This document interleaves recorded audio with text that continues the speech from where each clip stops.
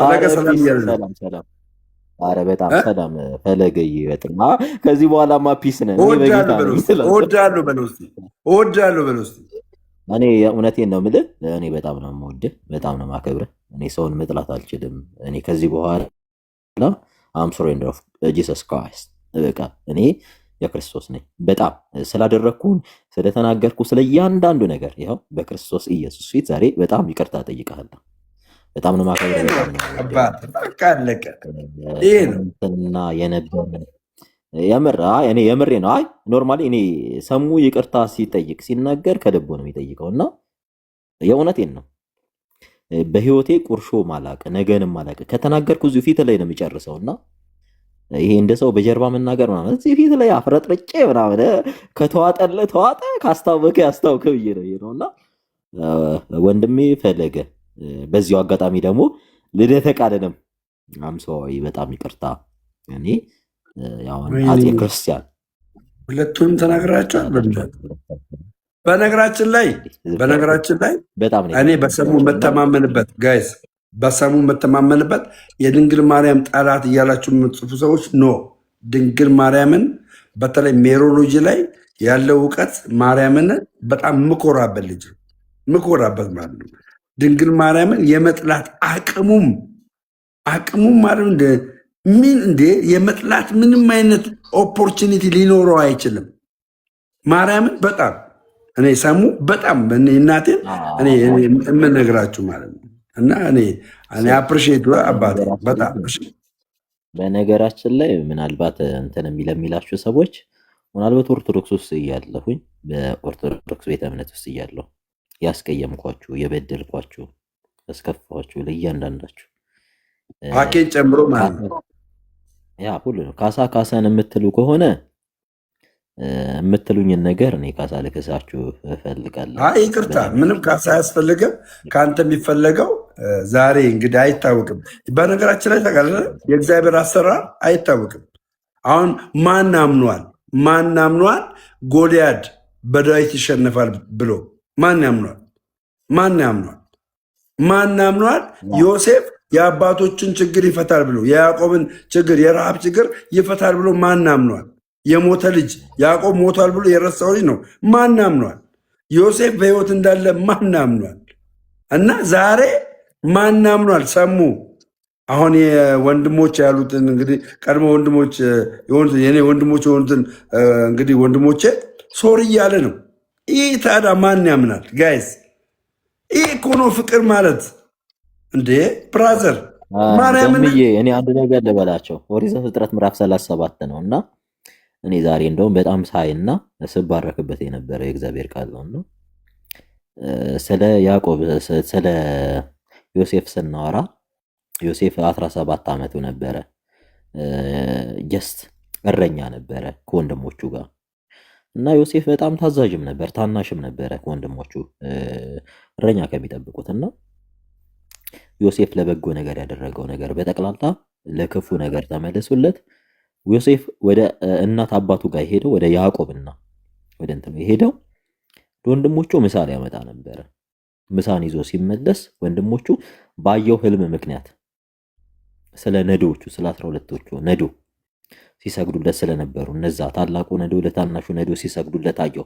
በዛ ምክንያት በወንድሞቹ ላይ ተነግሳለህ ስለተባለ ወንድሞቹ ቀንተው ጠበቁት። ጉድጓድ ምሰው ቆፍረው ነው የጠበቁት እና ዮሴፍ በየዋህነት ለወንድሞቹ ምሳ ወንድሞቼ ይርቧቸዋል ብሎ እየሮጠ ነው። በትንሽነቱ ሮጦ በ17 ዓመቱ ነው ምሳ ይዞላቸው ሲመጣ፣ ወንድሞቹ ግን ሊገድሉት ተማክረው ጉድጓድ ቆፍረው ነው የጠበቁት እና ሲመጣ ወደ ቆፈሩት ጉድጓድ ከተቱት፣ ደበደቡት። በሞትና በሕይወት መካከል አድርገው ወደ ቆፈሩት ጉድጓድ ከተቱት። አይ ከምንገለው አሉ ሸጠን ትርፍ ብናገኝበት ይሻላል ብለው ከጉድጓድ አውጥተው ለነጋዴዎች ሸጡት።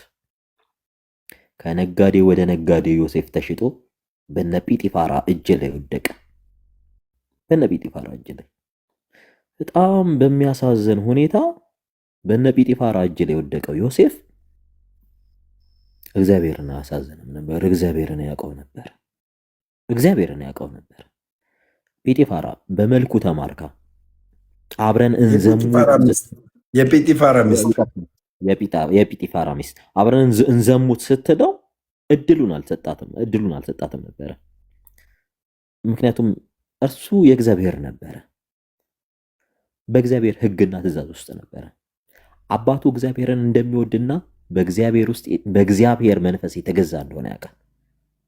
ያዕቆብ የእግዚአብሔር ሰው እንደሆነ ያውቅ ነበረ። ሕጉን አልተላለፈም። ከዚያ በኋላ በጣም በሚገርም ሁኔታ አሳልፋ ነበር የሰጠችው። አሳልፋ የሰጠችው እንዲሁ አልነበረም ለጲጢፋራ እና ካልደፈርከኝ አብረን ካልዘሞትን ካልሴሰን ብላ ታስገድደው ነበር። እምብየው እግዚአብሔር ሰው ባያይኝ ባለቤትሽ ባያይኝ እግዚአብሔር ያየኛል አላት። ከዚያ በኋላ ያ የዋሃው ምስኪኑ በወንድሞቹ ተላልፎ የተሸጠው ዮሴፍ በጲጢፋራ አማካኝነት ለእስር ተላልፎ ተሰጠ፣ ታሰረ። በታሰረበት እግዚአብሔር ለቅኖች ቅርብ ነውና የህልም የመፍታትን ጸጋና ጥበብ ሰጥቶት ነበር። ህልም ይፈታ ነበር በእስር ቤት ውስጥ ሆኖ። ንጉሱ ህልም አየ። እነዚያ በጣም በሚያሳዝን ሁኔታ እነዚያን የተራቡና የጠገቡ ከብቶች ተመለከተ። ንጉሱም ይፈታለት ፈለገ፣ አጣ። ኧረ እኛ በእስር ቤት ሳለን እንዲህ የሚባል ሰው አለ፣ እንዲህ ህልም ሲፈታ እናውቃለን፣ ልክ ነው አሉት። በእስር ቤት የተረሳውን ዮሴፍን ያስታወሰው እንዲታወስ ያደረገው እግዚአብሔር ነበረ። ስለ ጥጋቡና ስለ ተድላው ዘመን ዮሴፍ ለንጉሱ ህልምን ፈታለት። ያም ነገር ሆነ። ይህ ዘመን እስኪያልፍ ድረስ አንተ በእኔ ዘንድ የተከበርክና የተሾም ትሆናለህ አሉ። ተሾመ። በጣም በሚገርም ሁኔታ በዓለም ላይ ራብ ሲሆን በግብፅ ምድር ራብ አልነበረም ነበረ። እነዚያ የሸጡት ወንድሞቹ እህል ፍለጋ ከያዕቆብ ተልከው ወደ ግብፅ መጡ። በግብፅ ረሃብ ያልሆነበት ምክንያት ምንድን ነበረ? ረሃብ ያልሆነበት ምክንያት በማን የተነሳ ነው? በማን የተነሳ ነው ረሃብ እንዳይሆኑ የሆነው? ረሃብ እንዳይሆኑ የሆነው ረሃብ እኮ መጥቷል። በነገራችን ላይ ግብፅ ላይ እኮ ረሃብ መጥቷል። ግን ግብፅ ላይ ጥጋብ በነበረበት ሰዓት ዮሴፍ ምን ያስደርግ ነበረ? እንዲከማች ያደርግ ነበር።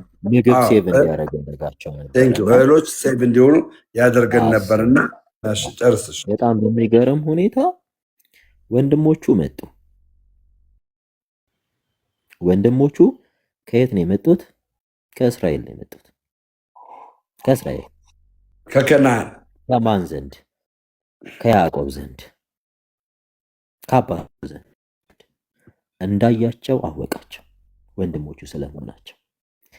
ዮሴፍ አስቀድሞ ስላየው ህልም ያውቅ ነበር። ይህ ትንቢት ፍጻሜው እርሱና የእርሱ ወገኖች እንደሆኑ። በነገራችን ላይ ከመጡት ወንድሞቹ መካከል ማን ነበር የጎደለው? ብንያም አይደለ? መጨረሻ ላይ ከእናንተ መካከል የጎደለ አለ ብሎ አስጨነቃቸው እና ቢንያምን እንዲያመጡት ሆነ። ቢንያምን ይዞት መጡ ይላል። ሲያየው ግን አይገርምም? ግን ስማ፣ ቢንያምና ዮሴፍ አለቀሰ። በነገራችን ላይ ታውቃለህ፣ ቢንያምና ዮሴፍ የአንድ እናት ልጆች ናቸው፣ የራሔል ልጆች ናቸው። ኢቨንዞ የሰራተኛ እንኳን ልጆች አይደሉም። ራሔል ምን እምቢ ያላት ሴት ነበረች። ማህፀኗ የተዘጋ ሴት ነበረች። ማህፀኗ ሲከፈት ማንና ማንን ወለደች ይላል? ዮሴፍንና ቢንያምን ወለደች ይላል። ሁለቱ ደግሞ እጅግ በጣም ይዋደዱ ነበር ይላል። እና ከሩቅ ሲያዩ እኮ ነው ያለቀሰው። አሜዚንግ። እዚህ ቦታ ላይ ከሩቅ ሲመለከተው ዮሴፍ አለቀሰ ይላል። ከዛ በኋላ አንሰጣችሁም አላቸው ይላል።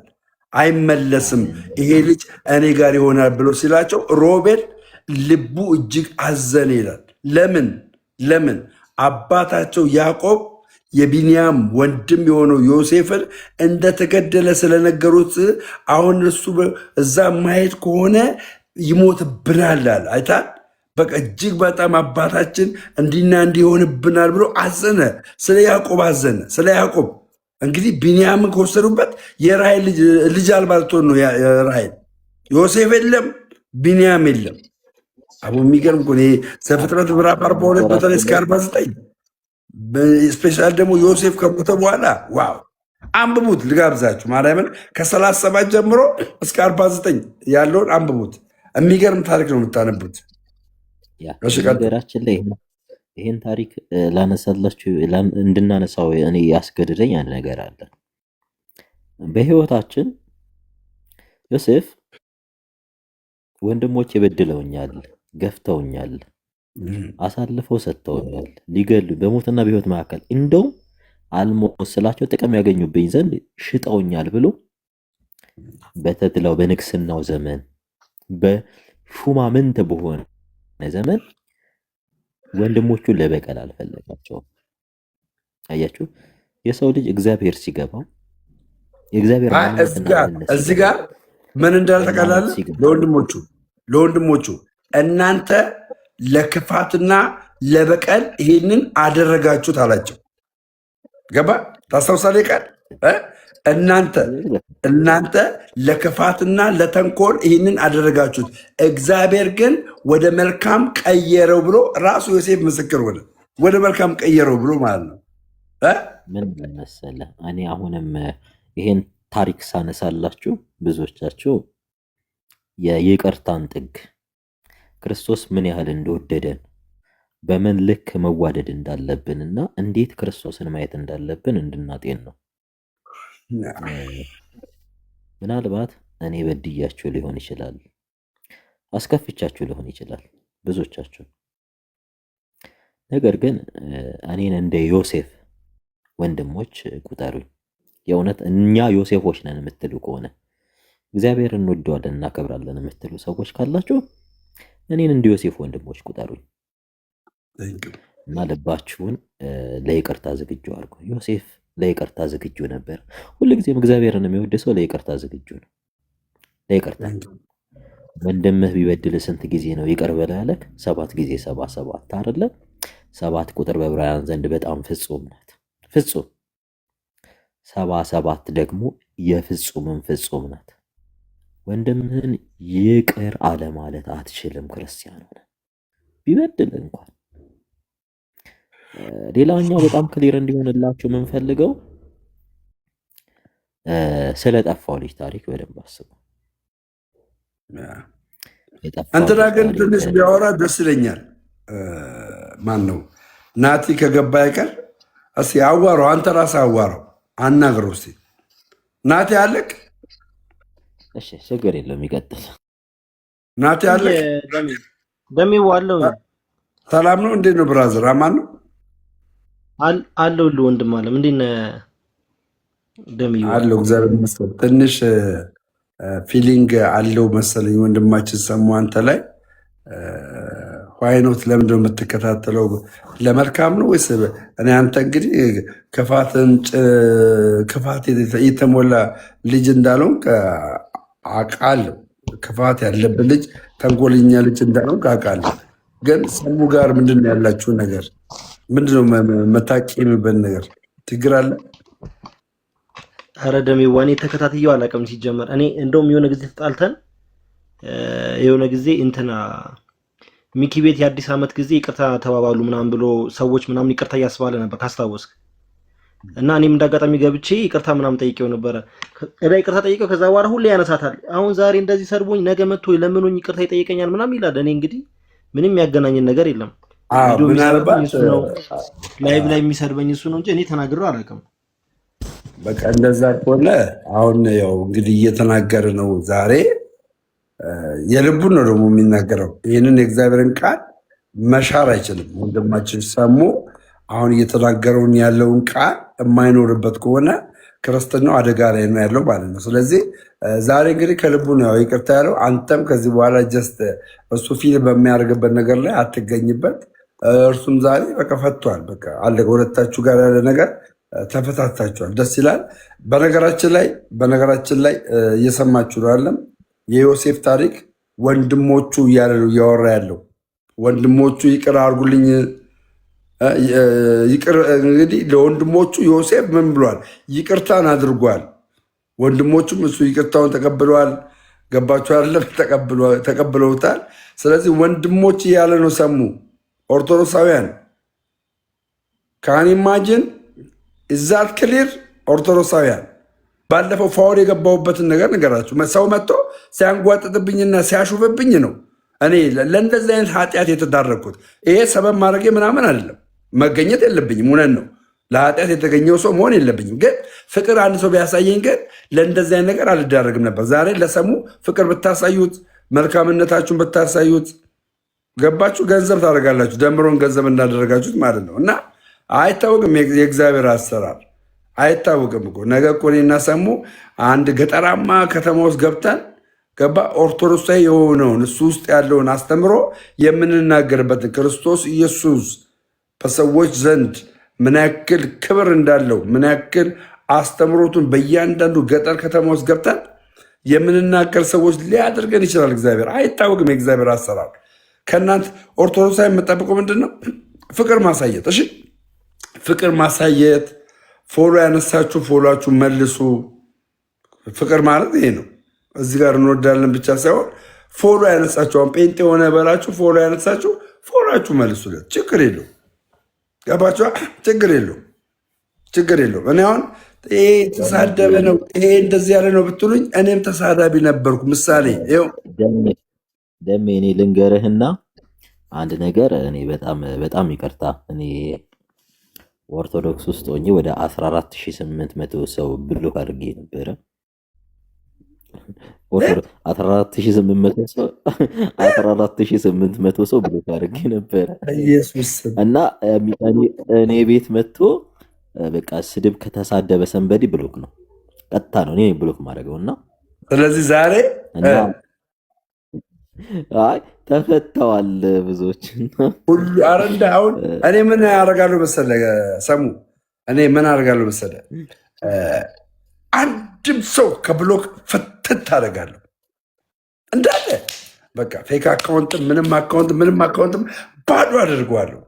ሪፍሬሽ ሆናለሁ ለ3 ቀን ለ4 ቀን ምናምን። ከዛስ ያ የማይሻሻል ሰውዬ ገባ 7 ቀን 8 ቀን 10 ቀን 15 ቀን ብሎክ የሆነ ሰውዬ ተመልሶ መጥቶ ይሰድባል። እንደገና ወደ ቤቱ ተመልሰዋለን። አልተሻሻለማ። ብዙዎች ደግሞ አሻሽለዋል። ብሎክ ላለመደረግ መልካም የሆነ ንግግርን ይጽፋሉ። ገባችሁ? መልካም ያልሆነ ንግግርን ይጽፋሉ። ብሩኬ መልካም ያልሆነ ንግግርን ይጽፋሉ እና እንዳላቸውና ከዛ በኋላ የሰውን ፍቅር ተመልከትበት እንዳለን አንስተ ማለት ነው። የሰውን ፍቅር ተመልከትበት። ያው ብሎክ አንድ ነገር ልንገርህ እና እኔ በዚህ ነገር ውስጥ አንድ ነገር ተረድቻለሁ እና ሰው የሚወደውን ሰው ነው የሚናገረው። በነገራችን ላይ ሰው የሚጠላውን ሰው ስክሮል አድርጎ ያልፋል። ከሚወደው ሰው ጋር ጊዜን ማሳለፍ ይፈልጋል። የሚወደው ሰው ደግሞ እንዲሳሳትበት አይፈልግም። ገብቶሃል አይደለ?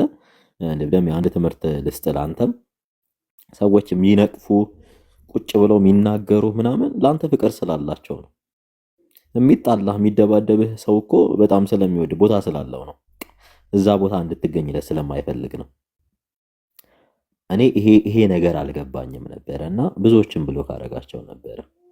ብሎክ አድርጌያቸው መጥተው እባክህ ከብሎክ ፍታኝ ምናምን ይሉኝ ነበረ እና አንዳንድ ጊዜ ምን አለ መሰላቸው ብዙዎቻችን ክርስትና ሳይገባን ክርስቶስ ማን እንደሆነ እስከምን ድረስ እንደታገሰ ስለማይገባን ሰዋዊ የሆነ እርምጃን እንወስዳለን። አስባችሁታል? ያ ቪያ ዶሎሮሳ the way of sorrow የሚባለው ያ800 ሜትር ድረስ እንደዛ ተገርፎ አጥንቱ እስኪታይ በዛ ቁስሉ ላይ እርጥብ መስቀል አሸክመውት እያዳፉት ምራቅ ጢቅ እያሉ እየተፉበት አሁን የምትሄድበት መንገድ እኔ አልወደድኩም። በቃ ግልጹንና ትክክለኛውን ነገር መናገር ስላለብኝ ማለት እና ወንድሜ እና እኛ ወንድሞችን ቤትህ ነው። ዞሮ ሁላችንም አንተ ሲከፋ እኛ ይከፋናል፣ ይደብረናል። የሆነ ግልጽ የሆነ ነገር ያለ ባናውቅም ምን እንደተፈጠረ ራሱን ያላውቅም። ያለውን ነገር አስተካክሎ ወደ ቤት መመለስ እና ሰሙዬ ዛሬ ደስ ስላለኝ ራሴ ደስ ስላለኝ የገባሁት ባለው ነገር ላይ ያለሁበት ቦታ ራሱ በጣም የማይመች ቦታ መጥፎ ቦታ ነው ያልኩት፣ ግን በጣም ደስ ስላለኝ የገባሁት እውነት ነው። እኔ በነገራችን ላይ ሰሙ አሁን እሱ አላል እንደዚህ ወጣ እንጂ በጣም ብዙ በርካታ ሰዎች በተለይ ውጭ ሀገር ያሉ ወንድሞች ባለፈውም ነገር የነበረና ጀስት በአንተ ወደ እንትን መሄድ ለምን ካለ እውቀት የተነሳ እኔ ራሴ አሁን ሰሙ ኦርቶዶክሳዊ በተለይ የትራዲሽን ላይ ያለው እውቀት አባቶች ላይ ያለው እውቀት በኦርቶዶክስ አስተምሮ ውስጥ አሜዚንግ ማርያምን እኔ በ10 ጣቴ ነው የምፈርምለት። በ10 ጣቴ ጌታ እኔ ጴንጤ እያለሁ ማነው ጋይስ ጴንጤ እያለሁ ከማን ጋር መዋየት እንደምፈራ ታውቃላችሁ? ከሰሙ ጋር በጣም ነው የምፈራው። ከሱ ጋር መዋየት የሚያዋርደኝ ይመስለኛል። እና ጀስት ያንን እውቀት ይዘ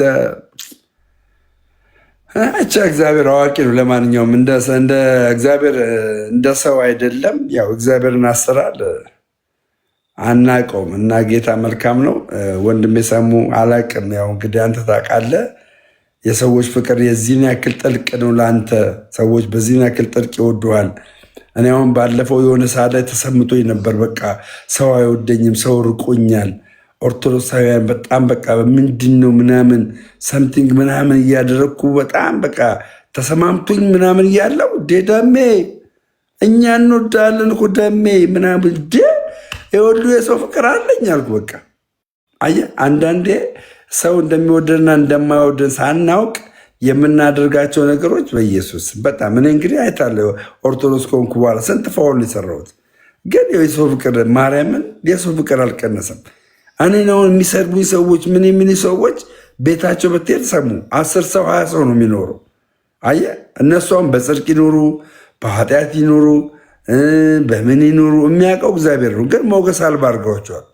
ስለ እኔ ኃጢአት እያወጡ እየተናገሩ እግዚአብሔር ሞገስ አልባ አድርጓቸዋል። ሞገስ አልባ እኔ ግን ኃጢአት እየሰራው በእግዚአብሔር ፊት ምሕረት እየጠየቅኩ ማለት ነው እንድጠነክር እንድበረታ አንዳንድ መጽሐፍቶችን ደግሞ እንደምን ብዬ እያነበብኩ በቃ እንድጎብዝ የእግዚአብሔር ጸጋ እጅግ አድርጎ እየጠቀመኝ ነው። የእግዚአብሔር ጸጋ እጅግ አድርጎ እየጠቀመኝ ነው። ሰሙ አንተ ደግሞ ከእኔ በተሻለ ቤተክርስቲያኒቷን ታውቃለህ፣ አስተምሮቷን ታውቃለህ። አሁን ባለፈው ስለ ሳን ጆርጅ ያደረግከው ነገር እኔ ራሴ አሜዚንግ እንዴት አይነት እውቀት ነው ያለው ይህ ልጅ! ይህን የመሰለ እውቀት ታዲያ ምንድን ነው አልኩ። ያ ሰውዬ ያለ እውቀት ይዘላበዳል ሚስጥር የሚባለው። አንተ ደግሞ በእውቀት መጥተህ ትሞቅታለህ። ለምን ትሳደባለህ ኦርቶዶክስን? ወይ ደግሞ ስለ ሳን ጆርጅ የተለየ ነገር ማወቅ አለብህ እያልክ ስትነግረው ዋው ሰሙ ጌታ በሚያውቀው አሜዚንግ። በእውነት እኔ በጣም እግዚአብሔር መልካም ነው የኔ አባት እና ጓደኛዬ አይፕሮሚሱ እኔ ጓደኛ ነኝ። ያው እኔ ባለፈውም ነግሬያለሁ፣ አሁንም ነግሬያለሁ። እግዚአብሔር ይረዳኛል አምናለሁ። አዋሳ መጥቼ ግን ጾም ሳይያዝ አዋሳ መጥቼ ከአንተ ጋር ጾም ብይዝ ደስ ነው የሚለኝ። ከአንተ ጋር ጾም ብይዝ ደስ ይለኛል ብራዘር፣ እንደ እግዚአብሔር ፍቃድ። ትልቁ ነገር ምን አለ መሰለህ፣ ሁላችንም የክርስቶስ ልብ ቢኖረን ጥሩ ነው። ጀስት ጊዜው ቀርቧል። አንድ መዝሙር አለ፣ መምጫው ደርሷል ቀርቧል ቀኑ እንመላለስ በብርሃኑ። መምጫው ደርሷል ቀርቧል ቀኑ እንመላለስ በብርሃኑ። ከኛ የሚፈለገው ማመን፣ ከኛ የሚፈለገው መታመን። የኦርቶዶክስ ነው ማመንና መታመን። ኦኬ ማነው ዘማሪ? ያው ከታች ጻፉለት፣ መምጫው ቀርቧል ደርሷል ቀኑ የሚለውን እንመላለስ። የኦርቶዶክስ ነው ጋይስ? የኦርቶዶክስ አይደለም። ኦኬ ኢስ ፋይን አረ የኦርቶዶክስ ነው። የኦርቶዶክስ ነው። ተው ደምረው ተው ተው ተው ተው ኦኬ ትላለህ። አባት ያው ብለስና እኔ እኮ ትበልጠኛለህ የምለው እኮ ለዚህ እኮ ነው ብራዘር። እኔ እኮ ደቅ ብዬ እኔ ማለት ነው ደቅ ብዬ ስለ ትራዲሽን በተለይ ስለ ትራዲሽን ማለት ነው ከአንተ ደቅ ብዬ ብማር ደስተኛ ነኝ። ገባ? ስለ እና አፖስቶሊክ ትልቁ ሰክሴስ ነገር ምን እንደገና ደግሞ መሰለህ? ስለ አባቶች በተለይ ደግሞ ይሄ ኢስተርን ኦርቶዶክስ እና ኦሪየንታል ኦርቶዶክስ ገባ? በተለይ በኦሪየንታል ኦርቶዶክስ ላይ 451 ላይ ታስታውሳለህ? 451 ላይ እነዚህ ሶርያውያኖች አሉ የያዕቆባውያን ተብለው የሚነገሩትን ነገር ድፌ እንደሚያር እኔ ሰሙ ማርያምን አረ እናቴ ትሙት አንተ ትለያለህ ጌታን። እኔ ያዕቆባውያን የሚባሉትን 451 የሰማሁት ከሰሙ ነው። ግልጹ ልንገራችሁ እዚህ ጋር አሁን አለ እሱ ራሱ አያውቅም። ለምሳሌ ያክል እና ስለ ያዕቆባውያን ከዛ በኋላ ነው ኦሪየንታል ኦርቶዶክስ ተብለው ከ451 በኋላ ኦሪየንታል ኦርቶዶክሶች ተብለው የተለዩት። ገባችሁ? የእንትን ደግሞ 1051 ላይ ነው ከካቶሊክ ፕሮቴስት አድርገው ወጡ። ኢስተርን ኦርቶዶክሶች በተለይ በስዕላት ዙሪያ ላይ ፕሮቴስት አድርገው ተቃውሞ ወጡ እና 1051 ላይ ኢስተርን ኦርቶዶክስ ተፈጠረች። ገባችሁ? ግን በነገራችን ላይ ማለት ነው በኢስተር ደምዬ በነገራችን ላይ ቤተክርስቲያን ታሪክ አይኮኖግራፊ ላይ 1051 ላይ 1054 ላይ በአይኮኖግራፊ ዙሪያ ምንም ፕሮቴስት አላደረጉም። ኦልሞስት ይሄ አይኮኖግራፊ ሲነሳ የነበረው ከ800 ዓመት በኋላ ነው እና የመጀመሪያው በ8ኛው ክፍለ ዘመን ተነሳ። ኢኮኖማኪያና ኢኮኖላትሪያ የሚባሉ አይከን ላይ የተነሱ አንዱ አይከኖች መመለክ አለባቸው ይላል። አንደኛው ደግሞ ጭራሽ አይከኖች አያስፈልጉም የሚሉ ግሩፖች ተነሱ። በሁለቱም ሳይድ ሳትሆን ቤተክርስቲያን ዲሳይድ ያደረገችው የኤስተር ነው ቤተክርስቲያን ነበረ። ኢኮኖማኪያና ኢኮኖላትሪያን ሁለቱንም አውግዛ ተነሳ ነበረ። ከ800 ዓመት በኋላ ነው አይኮኖግራፊ ላይ ኮስችን የተነሳው እና አይከን በቤተክርስቲያን ታሪክ ማለትም ቅዱሳት ስዕላት ብለን የምንጠራቸው ተነስተው አይታወቅም። 800 ዓመት ጠብቀው በ16ኛው ክፍለ ዘመን ሁለት ግለሰቦች ተነሱ። 1054 ላይ ኢስተር ኦርቶዶክሶች በቅዱሳን ስዕላት አለ ከካቶሊኮች ልዩነት የተፈጠረባቸው አይደለም። እነሱ የተፈጠረው በፊሎክዌ በሚለው ኮንትሮቨርሲ ነው። ፊሎክዌ መንፈስ ቅዱስ ከአብም ከወልድም ይሰርጻል የሚል እሳቤ ነው የጀመረው። ሌላኛው ነገር ደግሞ በጣም ብዙ ሀሳቦች አሉ። ሜን የሚባለው ደግሞ ፊሎክዌ ኮንትሮቨርሲ ነው። ከኢስተርን ኦርቶዶክሶች ጋር የተለያዩበት ካቶሊኮች እና ካቶሊክ ምድር ላይ የክርስትና እንቅፋት ተብላ የምትጠራ ከ1054 ጀምሮ ከ451 ጀምሮ ስታሳምጽ የነበረችው ሮም ናት። የሮም ቤተክርስቲያን ናት እና ሮም በዘፈቀደ በሰዎች ስሜት የምትመራ ቤተክርስቲያን ተብላ ትታወቃለች። እና ለዛ ነው ብዙ ጊዜ ካቶሊኮች ከኔ ጋር ቁጭ ብለው ማውራትም መግባባትም የማይችሉት ለዛ ነው። ምክንያቱም ከመጀመሪያ ጀምሮ የእነሱን ኢንቴንሽን ስለማውቀው በቃ ስለምነግራቸው እንዲህ አይደለ እያልኩ ነው እየነቀስኩ ስለምነግራቸው እና ምድር ላይ የክርስትና ጠላት የምትባለው የክርስቶስ ጠላት የምትባለው ካቶሊክ ናት። ዛሬ ላይ ያለው ይሄ ሁሉ ህዝብ መበታተን የቤተክርስቲያን መከፋፈል ከሊዮን ጀምሮ አሁን እስካለችው ቤተክርስቲያን ዋጋ ስታስከፍል የነበረችው ካቶሊክ ናት። በየጊዜው የራሷን ዶግማ እንትን የምትል አሁን አሰምሽን ኦፍ ሜሪን እነ ፖፕ ፒያስ ናቸው በ19ኛው መቶ ክፍለ ዘመን ዶግማ ያደረጉት። አሰምሽን ኦፍ ሜሪ አሁን በቤተክርስቲያን ታሪክ ዶግማ ሆኖ አያውቅም። ዶግማ ሆኖ እነሱ ጋር ግን ዶግማ ነው እና በጣም ካቶሊክ ማለት የክርስትና አጋም ሾክ ናት። እኔ በህይወቴ ምን ተጣላት ቢባል በህይወቴ ከሰይጣን ቀጥሎ ምጣላት ካቶሊክን ነው። ምንም ለክርስትና የማትመች የክርስቲያኖች ጠላት የክርስቶስ ጠላት ምላት ኬልቄዶን ላይ አይተህ ከሆነ ሞርዛን በጥላቻና በክፋት እንትን ነገሩን ውስብስብ ለማድረግ ከሞከሩ አንዷ የሮም ቤተክርስቲያን ናት አይደል? ከባድ ጉባኤ ካላባት ተብሎ የሚጠራው ወይም ኬልቄዶን እነሱ የሁለተኛውን የኤፌሶን ጉባኤ ፈያት ነው የሚሉት። ፈያት ማለት የጎረምሶች ጉባኤ ይሉታል። ኬልቄዶንን ደግሞ ኦረንታል ደግሞ ጉባኤ ካላባት ትለዋለች፣ የውሾች ጉባኤ። እንግዲህ በታሪክ በቤተክርስቲያን ታሪክ ከ600 በላይ ጳጳሳት ይሰበሰቡበት፣ ኒስቶሪያንሶች አቴንድ ያደረጉበት ሞር ከክሪስቶሎጂ ይልቅ እኔ በነገራችን ላይ ጉባኤ ካላባት ነው ኬልቄዶንን ተቀበል ብትለኝ የምሬን ነው የምልህ። የእግዚአብሔር መልአክ መጥቶ ተቀበል ቢለኝ በጥይት ቢመታኝ ጉባኤ ኬልቄዶንን አልቀበልም። ምክንያቱም አይናው በጣም ብዙ በጉባኤ ኬልቄዶን ዙሪያ አንብቤያለሁ።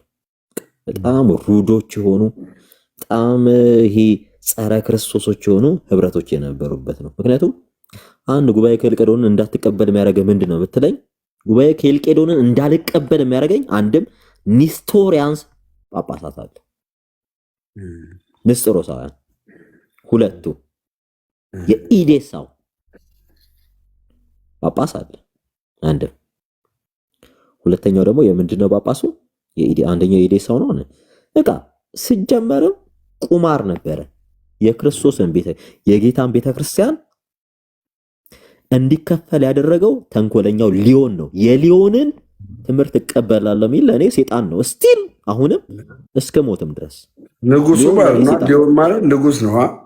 ሊዮን ማለት የሮም ጳጳስ ነው፣ ንጉስ አይደለም። ንጉሱማ ብርክሊያና ብርክሊያ ንግስቷ ብርክሊያ ናት። ከምንኩስና ህይወት መታ ምንኩስናዋን አፍርሳ ንግስት መሆን ስትፈልግ የእስክንድሪያው ጳጳስ ዲዮስቆሮስ እና እስክንድሪያውያን የግብጽ ፖለቲክስ ሳይገባበት በፊት ማለት ነው እና መንበሯን እነ ሊቢያ እነ ሱዳን በጣም ብዙዎቹ ክርስቲያን ሀገሮች አፍሪካ ላይ ሱዳንን ጨምሮ ማለት ነው። እዚያውን ጉባኤ ካላባት ላይ ንስጥሮስ ምን ብሎ ነበር የሚያስተምረው? እስቲ እዚህ ጋር 175 ሰዎች አሉ። ምን ብሎ ነበር የሚያምነው ንስጥሮስ? በነገራችን ላይ ጉባኤ ካላባት ላይ ንስጥሮስ የለም። ንስጥሮስ የኤፌሶን ጉባኤ ላይ ነው ያለው። እሱ በሲሪየስ በቅዱስ ቄርሎስ እንትን ዲባንክ ተደርጓል። ሁለት አካል ሁለት ባህሪ በሚለው ትምህርቱ ዲባንክ ተደርጎ ኦልሞስት እዛ ድረስ ቤተክርስቲያን አንድ ነበረች ንስጥሮስ እስኪወገዝ ድረስ። በነገራችን ላይ የንስጥሮስ ክፋቱ ምን እንደሆነ ታውቃላችሁ? ዛሬ ሳውዲ አረቢያ ሙስሊም የሆነችው በንስጥሮስ ትምህርት ነው። ጉግል ብታረጉት ኒስቶሪያን ቸርች ኦፍ ሳውዲ ብትሉ ቀጥታ የፈረሰውን የኒስቶሪያንስ ቸርች ዛሬ ላይ ሳውዲ አረቢያ እያስጎበኘች ገንዘብ ትቀበልበታለች። ይሄ ምንላችሁ መሐመድ ከመነሳቱ በፊት መካ መዲና የሚባል ይሄ ፍላይት ኦፍ መካ ቱ መዲና ይሄ ሳይኖር በፊት ሳውዲ አረቢያ እስላም እንዲሆን ያደረገው ንስጥሮስ ነው። ምክንያቱም የንስጥሮስ የወደቀ የክሪስቶሎጂ ዕውቀት እኔ ብዙ ጊዜ አሁን ተማርን የሚሉ እንዲህ እናውቃለን የሚሉ በጣም ብዙዎቹ ባዶዎች ናቸው። በነገራችን ላይ ይሄ 3 ክሬዲት ተምሮ የ100 ክሬዲትን ያህል የሚያወራ እኔ ቲዮሎጂ ገብቶ 3 ክሬዲት ከተማረ ይልቅ ሰንበት ትምህርት ቤት ምንም ሳቅ ቁጭ ብሎ የተማረ ሰው ይበልጣል ብዬ ነው እኔ ጀጅ ማድረገው። እስቲል የኔ አቋም ይሄ ነው። የሰንበት ትምህርት ቤትን ያህል ዕውቀት ያለው የቲዮሎጂ ተማሪ ስለማይኖር ክሪስቶሎጂን ገብተህ የምትማረው 3 ክሬዲት ነው። አንተ በፕሮቴስታንት በወንጌል አማኞች ስም ሆነ አይ ቲንክ ዲግሪ ተምሬያለሁ ያልከኝ ስለሆነ ዲግሪ ተምራለህ 3 ክሬዲት አይደል የምትወስደው ማክሲመም። በኦርቶዶክስ ትልቁ ክሬዲት 3 ክሬዲት አወር ነው። አንዳንድ በጣም ሌማን የሆኑ ሰዎች አሉ። ቲዮሎጂ ተምሬያለሁ ማስተርስ ትልቁ ክሬዲት 31 በቃ ማክሲመም 35 ክሬዲት አወር ነው። 35 ሰዓት ማለት ነው። ለ35 ሰዓት ተምሮ ወጥቶ ከህፃንነቱ ጀምሮ ስለ ነገረ ክርስቶስ እየተማረ ያደገን ሰው ክሪቲሳይዝ ያደርግ ታዋለህ። በቃ ልክ እንደ ራሱን እንደ አዋቂ ቆጥሮ ይሄ አቮይድ መሆን አለበት። በጣም ደሞስት ሌማን ፐርሰን ብትለኝ ማን ነው ብትለኝ ቴዎሎጂ ተምሮ ይወጣ። እኛ ህፃናት ክፍል ህፃናትን የምናስተምረውን ኮንታክት አወር ያህል ተምሮ ያልወጣ ነው። አሁን እዚህ እየመጣ ያዙ ይልቀቁኝ እኔ ዲግሪ ያለኝ ዲፕሎማ አለኝ የሚለው ዲግሪ ዲፕሎማ ቢሰጥ ሰንበት ተማሪዎች ፕሮፌሰር ከፕሮፌሰር በላይ ናቸው። እኔ ኦርቶዶክስ ውስጥ እኔ ፍራንክሊ ልንገራችሁ ሳያሶ በቃ በጣም ደርቲ ማይንድድ ምድር ላይ ቢባሉ ቴዎሎጂ ተምረን ወጣን የሚሉ ናቸው። ምክንያቱም ምንም ይማሩ መሰላችሁ? አንድ ቴዎሎጂ ማለት በጣም ኮራፕትድ የሆነ ማይንድ ይዘህ የምትወጣበት ነው። ፊሎሶፊን ይዘህ የምትወጣበት ቴዎሎጂ ኮሌጅ ለምን ተፈጠረ ብለህ ብትጠይቀኝ ማንም እኔ ጎበዝ ነኝ የሚል ዛሬ እዚህ ገብቶ እኔን ይሞግተኝ ቴዎሎጂ ተማርኩ የሚል አንድም የእስክንድሪያውና የአንጾኪያው ትምህርት ቤት ነው። የአንጾኪያው በሶስተኛው ክፍለ ዘመን በመጀመሪያው ክፍለ ዘመን ደግሞ የእስክንድሪያው ትምህርት ቤት ነው የተከፈተው። የእስክንድሪያው ለምን ተከፈተው ብትል ግሪክ ላይ ሄደው የግሪክ ፊሎሶፈሮችን የግሪክ ህዝብ ምን እንትን ብሊቭ ያደርጋል መሰለ? የግሪክ ህዝብ ብሊፉ ፍልስፍናን ይወድ ነበረ። በዚያን ዘመን ሪቮሉሽን ነበረ። ያ ሪቮሉሽን ምን መሰላችሁ? በጣም ብዙዎቹ ቤታቸውን እየዘጉ ይመራመሩ ነበረ። ብዙዎቹ በቃ ምንድነው ይሄ ስጋዊ በሆነ ዕውቀት ይመኩ ነበረ። ስጋዊ ኒዮፕሉቶኒስቶች የሚባሉ ነበረ፣ ማኒኪያኒስት የሚባሉ ነበሩ፣ ዶሴቲስ የሚባሉ ነበሩ። በደንብ ወቁ። በጣም ብዙ እነዚህ ሰዎች ምንድነው የሚያምሩት? በሪል ክሪስቶሎጂ ወይም በክርስትና የሚያምኑ አይደሉ፣ በመጽሐፍ ቅዱስ የሚያምኑ አይደሉ። ምርምራቸው ምን እንደሆነ ታውቃላችሁ? ኦልድ ቴስተመንት ነው። የራሳቸው አሰምሽን ያስቀምጡ ነበር። ቤተክርስቲያን እነዚህን ሰዎች በእውቀት ወደ ቤተክርስቲያን ህዝቡን በእውቀት ወደ ቤተክርስቲያን ለመመለስ ስትል የመጀመሪያውን ቤተክርስቲያን ትምህርት ቤት መሰረተች። ግቡና ለመጀመሪያ ጊዜ የእስክንድሪያውን ትምህርት ቤት ቼክ አድርጉት። እኔ የምላችሁ አሳይመንት የምሰጣችሁ ለኦርቶዶክሶች ነው። ቴዎሎጂ ማለት ደርቲ የሆነ ማይንድ የሚፈራበት ተቋም እንደሆነ፣ ቆሻሻ የሆነ ጸረ ክርስቶስ የሆነ ህዝብ የሚወጣበት ልንገርህ። አሪዮስ የቴዎሎጂ ፍሬ ነው። ንስጥሮስ የቴዎሎጂ ፍሬ ነው። በቤተክርስቲያን ፈተና የሆኑ ዛሬ ቤተክርስቲያን እንዲህ እንድትበተን የአንዱ የክርስቶስ ቤተክርስቲያን እንዲህ እንድትበተን ያደረጉት በቴዎሎጂ ውስጥ ተምሮ ወጡ። ግባ እኔ ጀና ነኝ የምትል ገብተህ እኔ መሞገት ትችላለህ። ዛሬ ይኸው እዚህ ማለት አንድ ግልጽ ነገር አስቀምጥላችሁና ቴዎሎጂ ላይ ምን አለ መሰላችሁ፣ ብዙ የስተት ትምህርቶች እንድትፈላሰፉ ያደርጋችኋል ጋይስ። ቴዎሎጂ ማለት ነው ገባችሁ? ቴዎሎጂ አሁን እሱ እንደሚለው ሰንበት ትምህርት ቤት ላይ የቤተ ክርስቲያንን ዶግማና ቀኖና ትውፊትን አውቃችሁ በትክክለኛው ጎዳና ገባችሁ ትማራላችሁ ሳዘላብዱ። ቴዎሎጂ ላይ ግን ስገባ ልቅ የሆነ የእውቀት ጥግን ያለውና እናንተም ስትናገሩ ጀስት አንተን የሚቀበል ይኖራል፣ እዛው ደግሞ እዛው ክላስ ውስጥ አንተን የሚቃወመ ይኖራል። አንተ ባመጣው ሀሳብ በአንድ ትምህርት ላይ ዲስከስ ስታደርግ እንደዚህ አይነት ሚኒንጎች አሉ እና በአብነት ትምህርት ቤት ተምረው ትልቅ ደረጃ ላይ የደረሱ ሰዎች ቴዎሎጂ ተምረው ካሉ ሰዎች የተሻሉ በአብነት የተማሩ ሰዎች ናቸው ይላል እና ሰሙዬ እኔ አንድ ነገር